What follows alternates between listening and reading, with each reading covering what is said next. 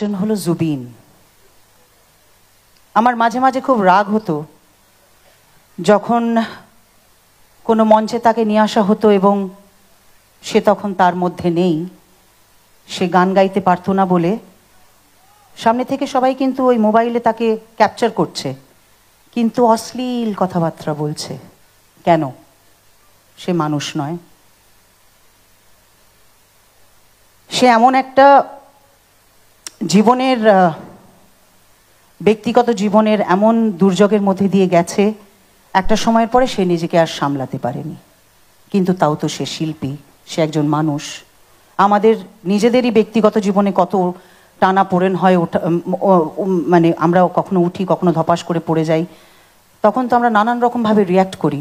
তা একজন শিল্পীর কি অধিকার নেই? তাহলে তাকে কেন নিয়ে আসা হচ্ছিল? আমি ইনফ্যাক্ট কদিন আগে আমার কোনো প্রেসের বন্ধুকেও সেটাই বলেছি। আমার ওই ভিডিওগুলো দেখে খুব রাগ হতো।